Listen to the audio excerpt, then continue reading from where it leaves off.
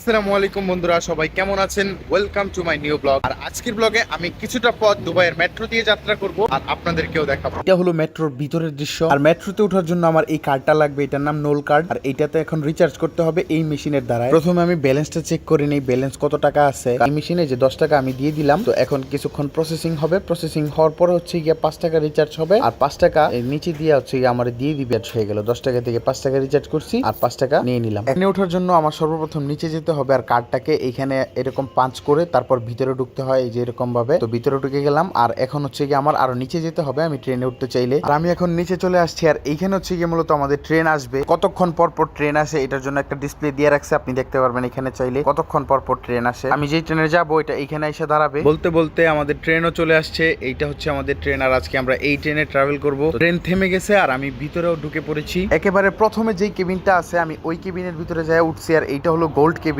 আর gold cabin থেকে তো দৃশ্যগুলো অনেক জোস দেখা যায়। আর আরেকটা কথা হলো যে গোল্ড কেবিনে ওঠার জন্য আপনার অবশ্যই গোল্ড কার্ড থাকতে হবে, তা না হলে কিন্তু আপনার 1000 টাকা পর্যন্ত ফাইন আসতে পারে, মানে 1000 টাকা পর্যন্ত আপনার জরিমানা আসতে পারে। আমি এখন এই স্টেশনে নেমে যাব, এইখানে নেমে আমি ট্রেন চেঞ্জ করব। আমি এখন রেড লাইনে যাব, এটা হচ্ছে গ্রিন লাইনে আমি আসছি। এখন আমার রেড লাইনে যেতে হবে। রেড লাইনে গিয়ে আমি আমার যে ডেস্টিনেশনের ভিতরে যেতে যাচ্ছি ওইখানে যেতে হলে আমার রেড লাইন ব্যবহার করতে হবে। আর দেখেন মানুষের অবস্থা কিভাবে দৌড়ায় দৌড়ায় উঠতেছে। এর কারণ একটাই, এইখানে আজকে কোনো পুলিশ নেই, কারণ পুলিশ থাকতে মানুষ কখনো এরকম করে না। আর বাহিরের দৃশ্যটা দেখেন কত সুন্দর, মেট্রো থেকে বাহিরের দৃশ্যটা কত সুন্দর লাগতেছে, এক কথায় অসাধারণ একটা দৃশ্য। আর এইখান থেকে যে রোডের ভিউটা দেখেন অনেক সুন্দর। আর এই যে হলুদ কালার বাসটা দেখতে পারতেছেন এইটা হচ্ছে গিয়ে স্কুল বাস। এটা হচ্ছে দুবাইয়ের সরকারি যে স্কুলগুলো আছে বা প্রাইভেট যে স্কুলগুলো আছে ওই স্কুলের বাস। আর দেখেন দৃশ্যটা কত সুন্দর একটা দৃশ্য। আর আমি আমার গন্তব্যস্থলে প্রায় পৌঁছেই গিয়েছি, আর মাত্র একটা স্টেশন বাকি আছে, তারপরে আমি যে স্টেশনে নামবো ওই স্টেশন চলে আসবে। এখন যে জায়গাটা দেখতে পারতেছেন এইটা হচ্ছে গিয়ে আল মানখুল এরিয়া। এই জায়গাটা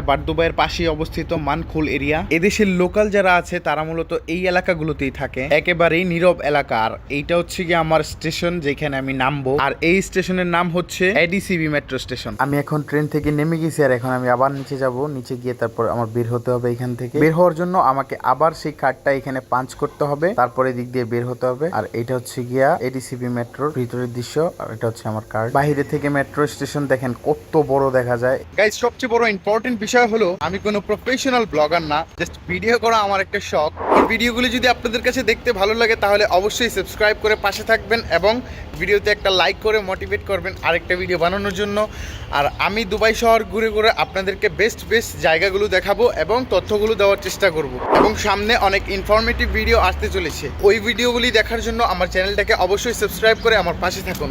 আর ভিডিওটি ভালো লাগলে একটা লাইক করে দিন। আজকের মতো এই পর্যন্তই, দেখা হচ্ছে নেক্সট কোনো ভিডিওতে, নেক্সট কোনো জায়গায়। ততক্ষণের জন্য ভালো থাকবেন, সুস্থ থাকবেন। আল্লাহ হাফেজ।